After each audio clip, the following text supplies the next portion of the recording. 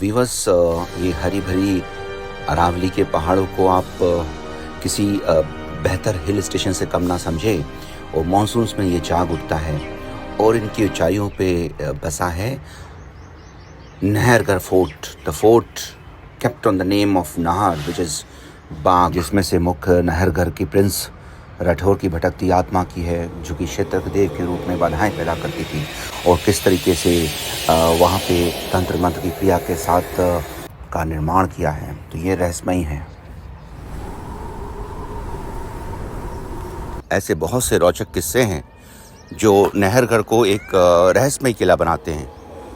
उनमें से एक अभी हाल में 2017 में चेतन कुमार सोनी करके व्यक्ति मृत पाया गया एक संदिग्ध परिस्थितियों में।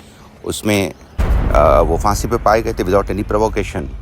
और सवाई राम सिंह के दौरान तो ऐसे बहुत से किस्से। एक रोचक प्रसंग कर्नल अल्ताफ डेविड बताते हैं कि ड्यूरिंग सवाई राम सिंह के रेन में वहाँ पे एक स्वर्णकार जो कि काफ़ी डिप्रेशन में और तकलीफ़ में था, वो टहलते टहलते वहाँ तक पहुँचा, और पहुँचने के बाद अंधेरा होने पे उसे काफ़ी डर लगा। और उस दौरान उसने वहाँ पे परियों को देखा, और परियों ने उसको बताया कि क्यों हूँ यहाँ पे। उसने अपनी तकलीफ़ें बताने के बाद परियों ने उसे कैसे गोल्ड लीफ बनाते हैं वो समझाया। समझने सीखने के बाद घर पे वापस स्वस्थ आया और उसका परिवार धनाढ़ बना। और यही ऐसे बहुत सारे दुर्ग और किले जो कि पहाड़ों के ऊपर बनाए गए हैं। मध्यकालीन राजपूताना में सिर्फ नृत्य कलाएं नहीं, गायन, वाद्य, ये सभी अपना परचम लहरा रही थी। सिर्फ संगीत ही नहीं, संस्कृति का भी केंद्र था। राजपूतों ने जिस तरीके से भारत के सम्मान गौरव की रक्षा की, ये इनके बलिदानों से पता चलता है। साफा बांध के, केसरिया साफा जो आखिरी जीवन के युद्ध की निशानी है, उसको पहन के अपने जान पे खेलाते थे। ऐसे ही राजपूतानीज ने सैकड़ों बलिदान दिए, जौहर किया, अपने सुहाग को त्यागा। इस तरीके से ये जितने भी किले हैं, ये हमारे संस्कृति और विरासत हैं। तो मित्रों, जब आप इस किले को मेरे साथ देखें तो आप राजपूतों की असीम बलिदान, असीम साहस जो भारतवर्ष के लिए था, उसे कभी ना भूलें। हालांकि बहुत सारे लेफ्ट पत्रकारों ने और इंग्लिश पीपल ने इसको एक विलासिता के केंद्र के रूप में प्रेजेंट किया है, रिट्रीट के रूप में प्रेजेंट किया है, लेकिन ये सभी 1700-1800 के समय तक नहीं था जब ये बनाए गए थे। ये बाद के जो राजा जो कि अलग अलग ट्रीटीज़ के लिए जाने गए, उनने म्यूटनी के दौरान रानियों को शरण दी। नहरगढ़ फोर्ट की तरफ जाते हुए इन अरावली के रास्तों पे आप एक वाइल्ड फौना देख सकते हैं, और अलग अलग प्रजातियां आप देख सकते हैं। मोर देख सकते हैं, पीहन्स, फेजेंट्स देख सकते हैं, और बेहतरीन सुंदरता के साथ ये अरावली के रास्ते हैं। और मानसून्स में तो देखते ही बनता है। हालांकि मैं अब अक्टूबर नवंबर की तरफ गया हूँ तो बहुत हरियाली नहीं है, but still it is worth watching. Still अगर आप जुलाई अगस्त में आते हैं, सितंबर तक काफ़ी ग्रीनरी है, जो कि मैंने शुरुआत में वो परिदृश्य दिखाया है। और हम सीधे नहरगढ़ फोर्ट की तरफ जा रहे हैं। ये रास्ता कम से कम 25 मिनट का वक्त लगा हमें 60 से 70 चलाने का, क्योंकि कुछ ऐसी जगह भी हैं जहाँ पे सिंगल वे है और आपको वेट करना पड़ता है till the time the second person crosses. और अब हम इसके दौर की तरफ जा रहे हैं, और आप अरावलीज की ये माउंटेन रेंज और ये सूखी झाड़ियों को भी आप मेरे साथ देखें। और क्योंकि 700 मीटर की ऊंचाई पे है ये शहर से, तो डेफिनेटली एक अरावलीज की उतरती हुई पठार के एरिया की तरफ जाता हुआ ये रोड है। क्योंकि अब हम अप जा रहे हैं तो दोनों तरफ ही बहुत ही सुंदर दृश्य थे और मौसम बहुत ही खुशमिजाज था। तो मैं आपको रिकमेंड करूँगा कि आप you come from October till February. दिसंबर थोड़ा ठंडक होता है। Rajasthan is known for the cold weather like all north Indian plains. और देखिए, ये यहाँ की फौना देखते बनती है। और मैकपाइपर आप यहाँ पे देख सकते हैं। और मैकपाइपर आसानी से दिखता नहीं था, लेकिन हमने यहाँ पे इसको भरपूर देखा, और इसकी आवाज़ें भी अपने में ब्यूटीफुल होती। और यहाँ पे 3 फिल्म्स की शूटिंग्स हुई, जैसा आप जानते हैं।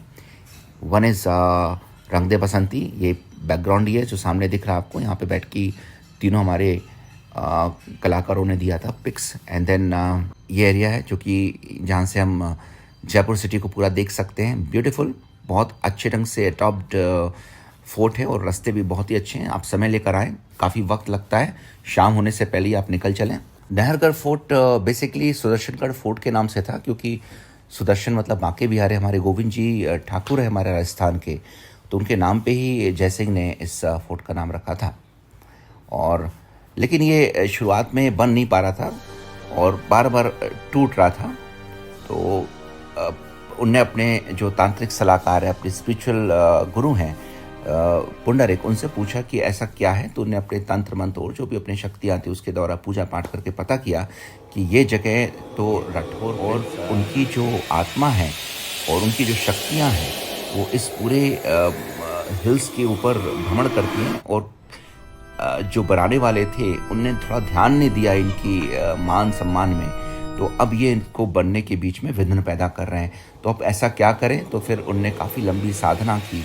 साधना करने के बाद उनने ये गुहार लगाई कि अब सुदर्शनगढ़ फोर्ट में बांके बिहारी का मंदिर तो हो गई, लेकिन जो फोर्ट है उसका नाम नाहर सिंह आपके नाम पे पड़ेगा। जैसे ये चीज़ की गई तो ये संभव हुआ कि इसको ये पूरा कंप्लीट हो पाया। और फिर इसके बाद अभी हाल में मतलब 200 साल पहले 1700 के बाद राम सिंह ने और फिर सवाई माधो सिंह ने इसमें माधवेंद्र हाउस बनाया और फिर वहाँ पे रानियों के कक्ष और काफ़ी सुंदर एरियाज़ डेवलप किया। और फ्रेस्कोज गढ़ियारे में आप देख सकते हैं, जो कि मैंने कवर अप किया है। लेकिन ये सुदर्शनगढ़ फोर्ट इसका बेसिक नाम था।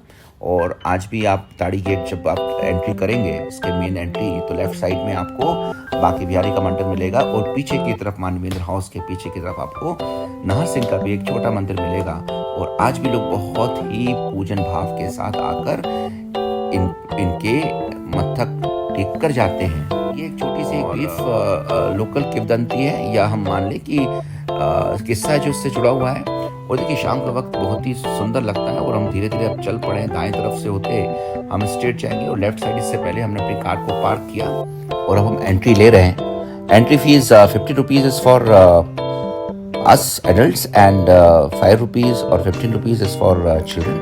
तो ये इसका आप ज़रूर फ़ायदा उठाएं। और वैक्स म्यूजियम यहाँ का एक मुख्य आकर्षण है और इसके ऊपर भी सामने वैक्स म्यूजियम के बारे में क्या क्या चीज़ें, उसमें किन के वैक्स के स्टैचूज हैं। शुरुआत में ये जगह शास्त्रागार या सोल्जर्स के रुकने की जगह थी, फिर बाद में टूरिज्म डिपार्टमेंट ने और आर्कियोलॉजी डिपार्टमेंट ने इसको वैक्स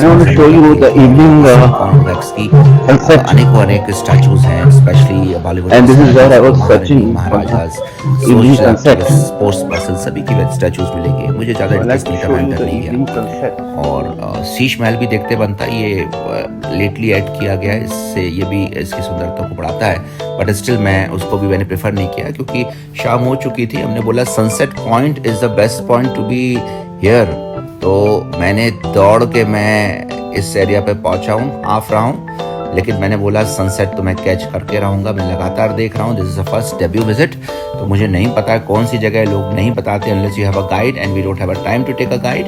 तो मैं ऊपर चढ़ चुका हूँ और इस एरिया पे आकर अब मुझे लग रहा है यही सनसेट पॉइंट है, क्योंकि काफ़ी लोग कलेक्टेड थे और यहाँ से तो जयपुर का दृश्य देखते ही बनता था। चारों तरफ 700 एटॉप हिल और अरावली की ये प्यारी सुंदर मनमोहक पहाड़ियाँ और नीचे आप जयपुर सिटी देख सकते हैं।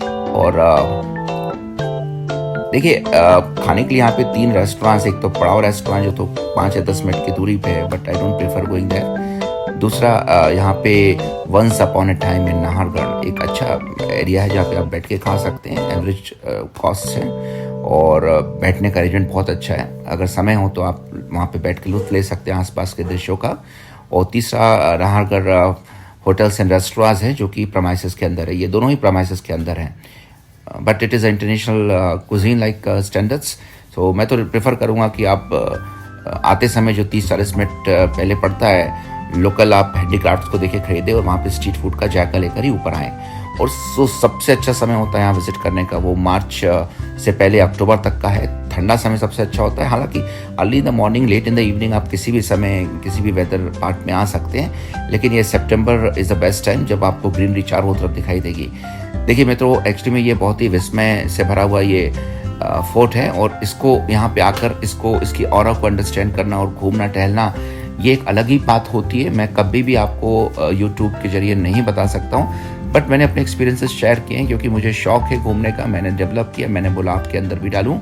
हम सभी अमेचर्स हैं और बहुत ही सुंदर तरीके से इसको बनाया गया था। एक्चुअली में नहरगढ़ फोर्ट को देखा जाए तो यहाँ पे कभी भी इसने कोई भी युद्ध को विटनेस नहीं किया, यहाँ पे कभी भी नहीं हुए हैं। और स्पेशली ये 2 चीज़ों के लिए जाना जाता है।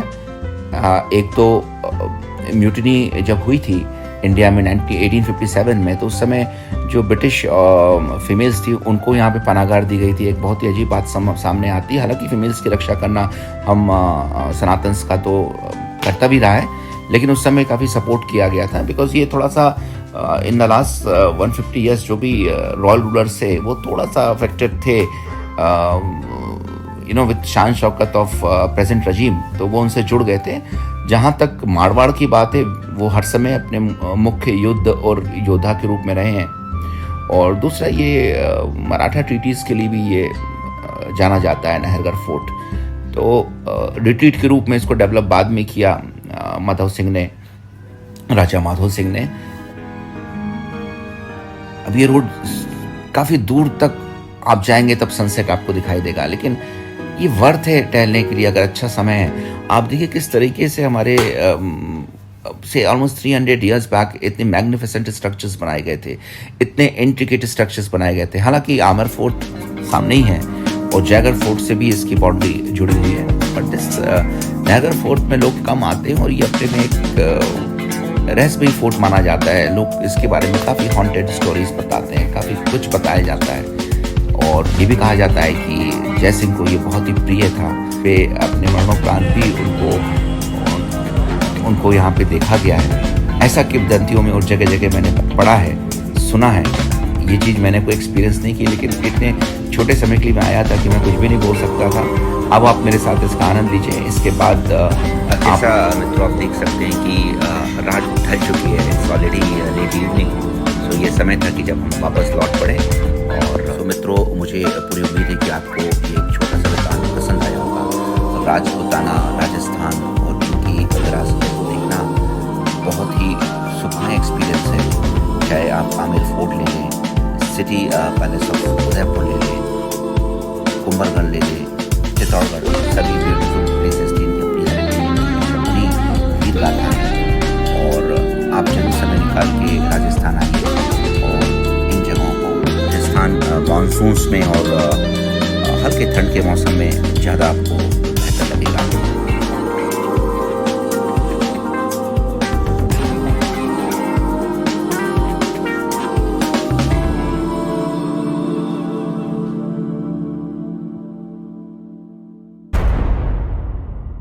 Today we are at Bangalore, and the first question goes to you.